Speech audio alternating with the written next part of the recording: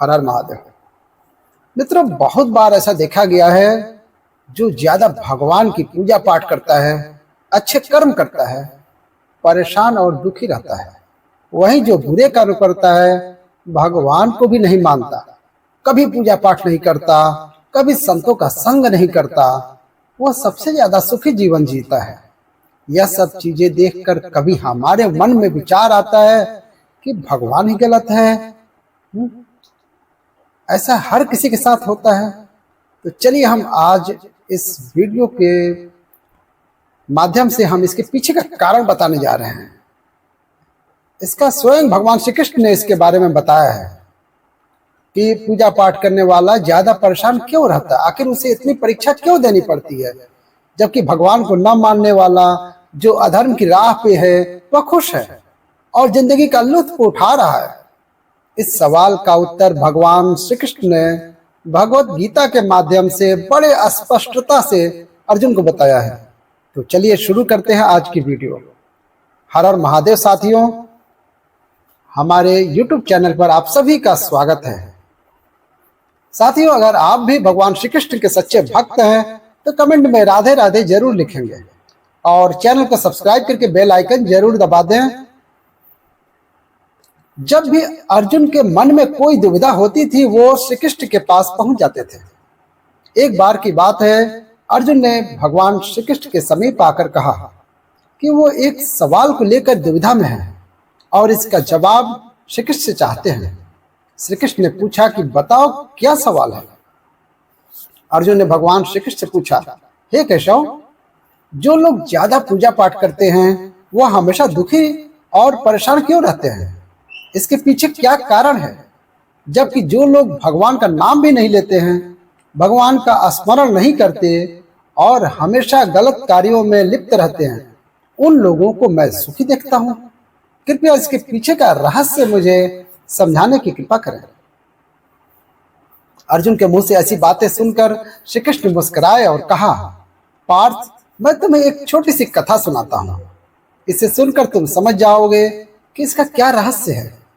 तब भगवान श्री कृष्ण ने एक छोटी सी कथा के माध्यम से अर्जुन को इसका उत्तर दिया। आइए जानते हैं इस छोटी सी कथा के बारे में। एक गुरु के दो शिष्य थे, दोनों ही पढ़े लिखे थे।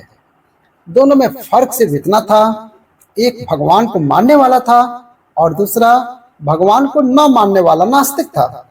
एक ऐसा था जहां पर भगवान की कथा होती थी, जहां पर सत्संग होता था, जहां पर भजन होता था, वहां दौड़ के चला जाता था और भगवान की पूजा पाठ करने लगता था।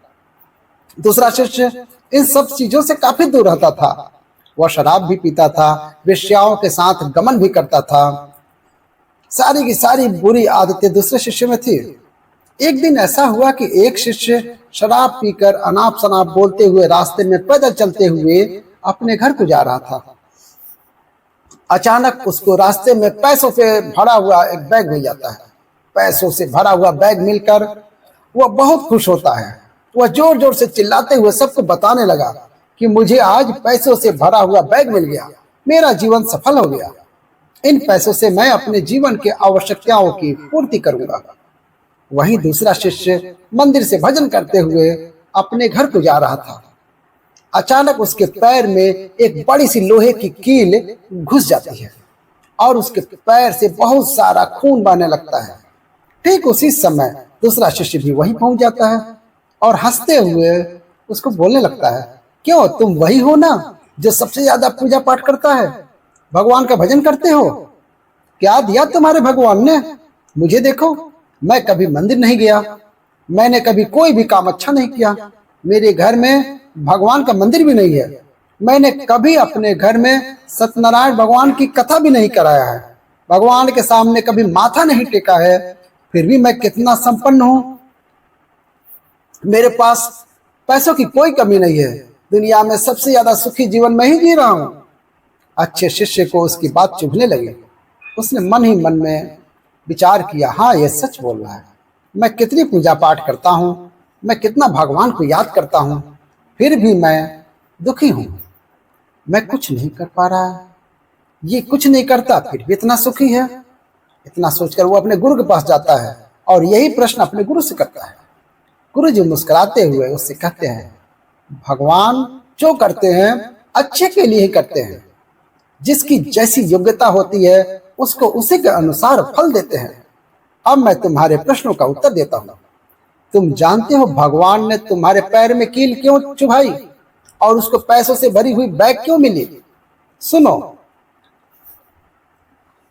तुमने पिछले जन्म में बहुत ज्यादा पाप किया था, इसलिए तुम्हारी आज मौत होने वाली थी।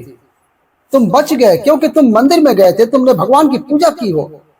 यही कारण है कि तुम्हारी मौत ना होकर सिर्फ पैर में कील चुभी है।